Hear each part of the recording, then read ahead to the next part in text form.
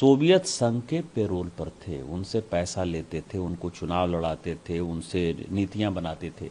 सुभद्रा जोशी जो कांग्रेस की कैंडिडेट थी 77-80 में, उसने तो 5 लाख रुपया जो है उस जमाने में लिया 77-80 में चुनाव लड़ने के लिए जर्मनी से, और बाद में 1980 में उसको जर्मन इंडो फोरम का जो है अध्यक्ष बना दिया गया। बिका हुआ जो है हमारा देश था गांधी फैमिली के नेतृत्व में। खड़गे जी जो है ना, वो अब मैं आपको ये कह सकता हूं कि कांग्रेस में उनको कोई पूछ नहीं रहा है।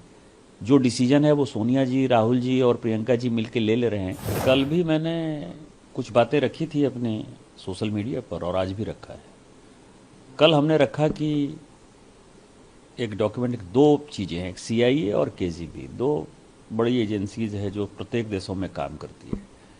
CIA की डायरी जो उसने अमेरिका भेजी और मित्रोखेन डायरी जो KGB ने रूस में भेजी। दोनों ये कह रहा है कि HKL भगत के नेतृत्व में कांग्रेस के 150 सांसद सोवियत संघ के पेरोल पर थे, उनसे पैसा लेते थे, उनको चुनाव लड़ाते थे, उनसे नीतियां बनाते थे। उसी तरह उन्होंने कहा है कि 16,000 आर्टिकल ऐसे छपे जो कि रूस छपवाता था अपने हिसाब से। इस कारण से उसने कहा है कि मीडिया हाउसेज, जो उस वक्त प्रिंट मीडिया था, इलेक्ट्रॉनिक मीडिया था नहीं, उसके ऊपर उसका पूरा का पूरा आर्टिकल है। जो एजेंसीज उस वक्त, न्यूज एजेंसी आपकी तरह की, जो NI की एजेंसी मान लीजिए, आप तो उस वक्त थे नहीं, यदि उस तरह की कोई न्यूज एजेंसी थी तो वो भी रूस से बिकी हुई थी, बटी हुई थी। नौकरशाह के बच्चे वहां पढ़ने जाते थे, नौकरशाह के बच्चे वहां घूमने जाते थे, व्यापारी संगठन के बच्चे जाते थे, वो घूमने जाते थे। और एक और बातें कही कि सुभद्रा जोशी जो कांग्रेस की कैंडिडेट थी 77-80 में, उसने तो 5 लाख रुपया जो है उस जमाने में लिया 77-80 में चुनाव लड़ने के लिए जर्मनी से, और बाद में 1980 में उसको जर्मन इंडो फोरम का जो है अध्यक्ष बना दिया गया। तो पूरा का पूरा यदि देखेंगे तो लगता था कि सोवियत रूस से बिका हुआ जो है हमारा देश था गांधी फैमिली के नेतृत्व में। और आज जो मैंने कही, कई एक लोगों को लगता है कि ये जो है CIA का डॉक्यूमेंट है, CIA का डॉक्यूमेंट है, CIA सोवियत संघ को बदनाम करने के लिए कहता है। आज जो मैंने कहा है, आज उससे भी इंपॉर्टेंट बात है। 10 मई 1979 को राज्यसभा के अंदर डिस्कशन होता है। जो US के एम्बेसडर हैं मिखलिन, उन्होंने एक किताब लिखी है। उस किताब में जिक्र करते हैं कि श्रीमती गांधी को 2 बार उन्होंने पैसा दिया। इसके ऊपर राज्यसभा में पूरा डिबेट होता है।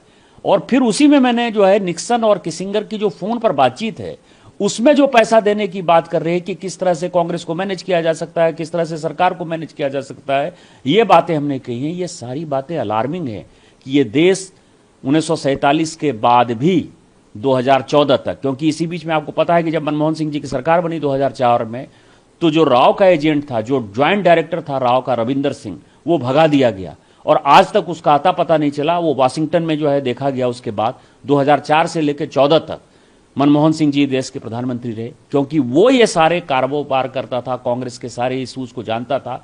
और जब कारण ये था कि RW में मेरे ही रिश्तेदार थे जो स्पेशल डायरेक्टर थे, अमर भूषण, उनको जो है पता चला, उन्होंने रविंदर सिंह को जो है जांचना जब स्टार्ट किया, तो जैसे ही ये सरकार बनी मई 2004 में, उसको भगा दिया गया। ये सारा दिखाता है कि 2014 तक, केवल 5-6 साल छोड़ दीजिए अटल बिहारी वाजपेयी जी का, तो ये सरकार या तो KGB चला रही थी या CIA चला रही थी, और कांग्रेस का पूरा गांधी परिवार इन्हीं 2 एजेंसीज की कठपुतली था। और ये देश के लिए दुर्भाग्यपूर्ण। अगर आप बोलना चाहे तो इमरजेंसी को लेकर जो चीज़ें चल रही हैं, RSS की तरफ से बयान आया है, इस पर मल्लिकार्जुन खड़गे कह रहे हैं कि जो RSS है वो मनुस्मृति है और वो दलितों, पिछड़ों, तमाम लोगों के खिलाफ काम करता है। देखिए क्या है कि दलित, पिछड़े, द्रौपदी मुर्मू जी को राष्ट्रपति किसने बनाया? रामनाथ कोविंद जी को राष्ट्रपति किसने बनाया? APJ अब्दुल कलाम जी को राष्ट्रपति किसने बनाया? आज भी ये सरकार यदि चल रही है तो इसमें OBC कितने हैं, शेड्यूल कास्ट कितने हैं, शेड्यूल ट्राइब कितने हैं?